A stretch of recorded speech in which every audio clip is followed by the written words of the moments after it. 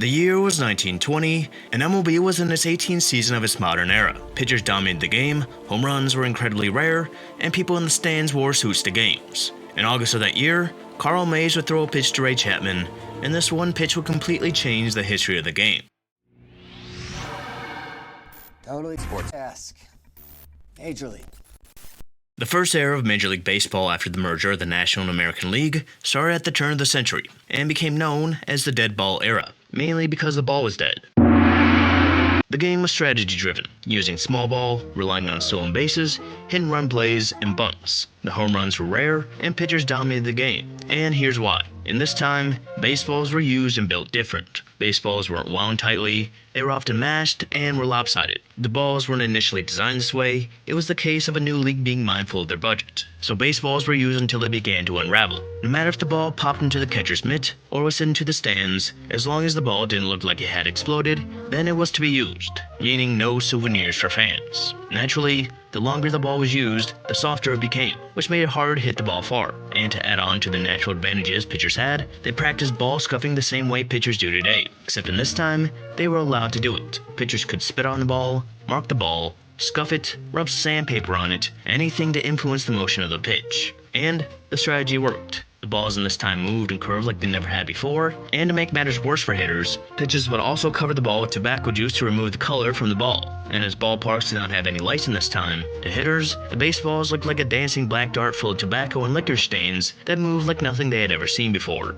With these dark ballparks having insane dimensions, such as Huntington Avenue grounds having a 635-foot center field, it's no wonder offense was at its all-time low. The year of 1918 brought the lowest league-wide total home runs in history at just 235, actually 100 less than the year prior. Granted, they did play about 25 less games than the 154 scheduled because of World War I, so they probably would have passed the 244 hit in 1907. But the point being, home runs were an absolute rarity. And while inside the park home runs now are rare, back then, not so much. Ty Cobb hit 9 in one season in 1909, and Sam Crawford hit 12 in 1901. There were strategical reasons to focus less on home runs, and it may surprise you, but athletes in the 1910s were not as strong as they are now. But aside from all the reasons for the low offense, this also led to concerns for player safety in a time before players wore helmets to shield themselves from 75-mile-per-hour rockets. Regardless, there were still natural concerns, and it all came to a front with an incident that was bound to occur on August 16, 1920.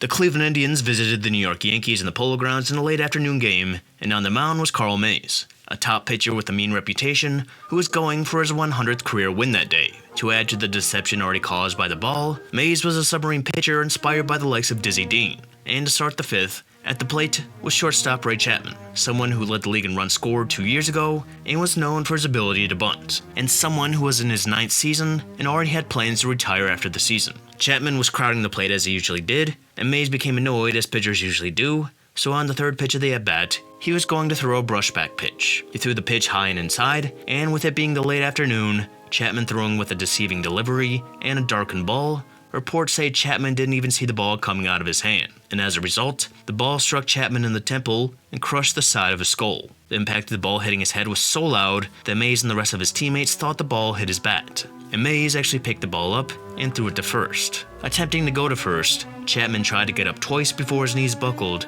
and he was completely unable to get up, and as he began to bleed out of his left ear, immediately, calls for help rang out. Chapman was taken to the hospital, where surgeons discovered that he received a skull fracture. Though Chapman showed some signs of life, at 4:40 a.m. the next day, Chapman died due to brain damage. Thousands would attend his funeral, and the Cleveland Indians World Series championship they won in 1920 would be dedicated to Chapman.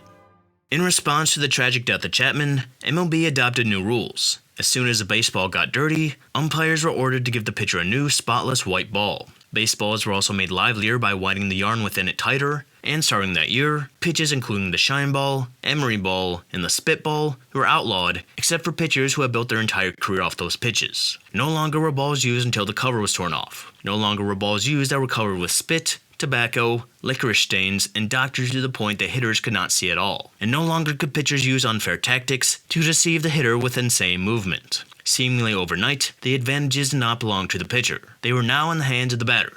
And the entire strategy of the game was about to change, as coinciding with these new changes, perhaps the most notable player in the history of the game was starting to make his mark. And he was actually in right field when Chapman was tragically struck.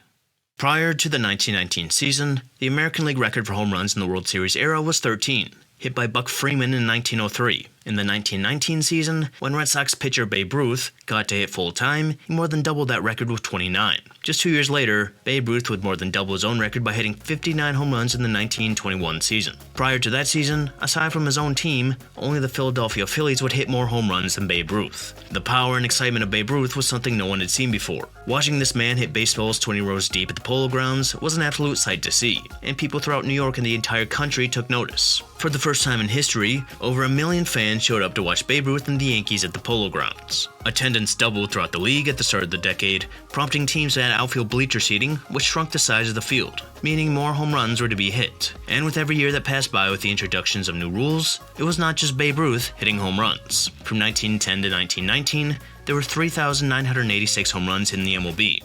In the following decade, there were 9,894 home runs hit. That dramatic increase caused a change in the way the game was played, how it was taught, and how it was experienced by fans. Pitchers no longer could relax on pitches thrown with no one on base, and suddenly, the game could shift with one single swing of the bat. But with all this, there seems to be a lot of parallels to that whole steroid era thing. The strike of 1994 was a massive blow to the game, angering fans and causing a decline in attendance and TV ratings. But what brought the game back? It was the power and excitement of small testicled men swinging bats like they were toothpicks and launching balls into orbit to break numerous records every year.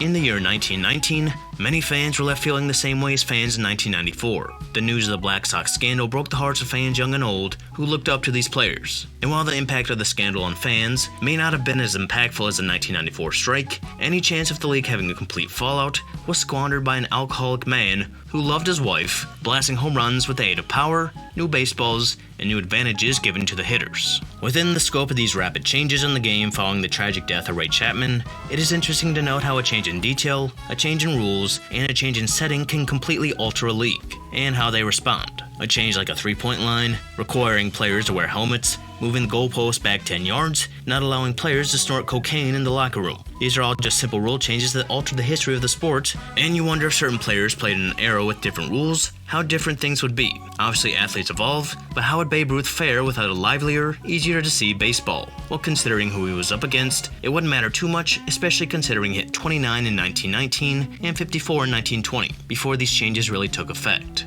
But if Ruth played 20 years earlier, perhaps the dead ball era would have never came to be, as teams and players copy one another, which is why we saw triple the amount of home runs hidden within the span of a decade. So in a sense, baseball's negligence to create safer conditions led to a new era. Not the first time the league turning a blind eye to something led to a power surge.